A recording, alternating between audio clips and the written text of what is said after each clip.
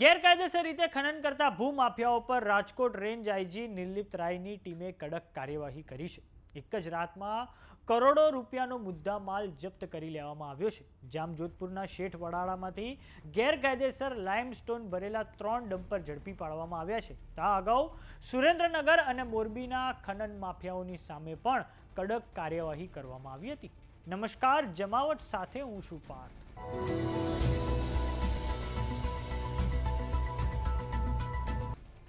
Rajkot range IG Nirlipt રાયની team દ્વારા જામનગરના શેઠ વડાળા પોલીસ મથક વિસ્તારમાંથી ગેરકાયદેસર લાઇમસ્ટોન ભરીને લઈ જતા 3 ડમ્પર ઝડપી પાડી કુલ 75 લાખનો મુદ્દામાલ જપ્ત કરવામાં આવ્યો છે. પોલીસની આ કાર્યવાહીથી ગેરકાયદેસર રીતે ખનન કરતા ભૂમાફિયાઓમાં ફફડાટનો માહોલ છે. રાજકોટ રેન્જ આઈજી નિર્લિપ્ત રાય દ્વારા પોતાની રેન્જમાં આવતા તમામ જિલ્લાઓમાં સરકારી ખનીજની ચોરી અને બિન અધિકૃત ખનન સામે કડક કાર્યવાહી કરવા સૂચનાઓ આપવામાં આવી છે. જેના પગલે પીઆઈ અપૂર્વ પટેલના માર્ગદર્શન હેઠળ પોલીસ અધિકારીઓ તથા કર્મચારીઓ દ્વારા બાતમીદારોના જાળાની મદદથી સતત દેખરેખ રાખવામાં આવતી હતી.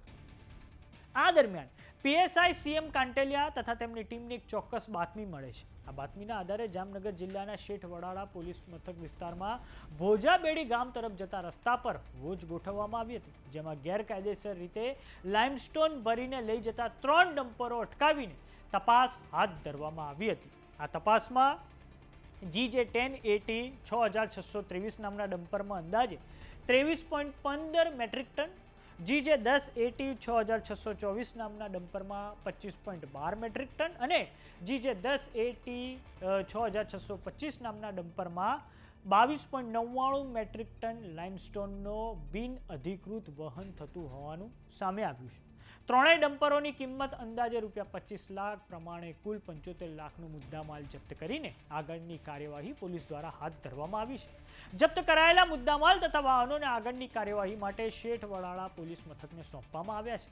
આ સમગ્ર કાર્યવાહી પીએસઆઈ સીએમ કાંટેલિયા, સંદીપસિંહ ઝાલા, કાસમ બલોચ, કમલેશ રબારી અને મિતેશ પટેલના પ્રયાસોથી સફળ બની હતી. હવે વાત કરીએ રાજકોટ રેન્જની, તો ત્યાં એક પણ જિલ્લો એવો નથી કે જ્યાં આઈપીએસ અધિકારી નિર્લિપ્ત રાયની ટીમ જે છે તે ત્રાટકી ન હોય. મોરબી, જામનગર, દ્વારકા, રાજકોટ, સુરેન્દ્રનગરમાં જે ભૂમાફિયાઓ છે, જે ખનન માફિયાઓ છે, તેમની પર સતત કાર્યવાહી ચાલુ જ છે. થોડાક સમય અગાઉ મોરબી અને સુરેન્દ્રનગરમાં પણ 3 જગ્યાએ રેન્જ આઈજી નિર્લિપ્ત રાયની ટીમો ત્રાટકી હતી અને ખનીજ ચોરી ઝડપી પાડી ડમ્પરો કબજે કરવામાં આવ્યા હતા. વાત કરીએ જામનગરની, તો જામનગરમાં પર જે આઈપીએસ અધિકારી નિર્લિપ્ત રાય છે તેમના માર્ગદર્શન હેઠળ જે અસલમ ખિલજીની ગેંગ હતી અને અલ્તાફ ખફીની ગેંગ હતી, તેમની સામે ગુજસી ટોક હેઠળ ગુનો નોંધીને કાર્યવાહી હાથ ધરવામાં આવી હતી. આમ રાજકોટ રેન્જમાં એક સતત પ્રયાસ છે કે જે તમામ જે અસામાજિક ગતિવિધિઓ ચાલી રહી છે તેની પર અંકુશ મેળવવામાં આવે.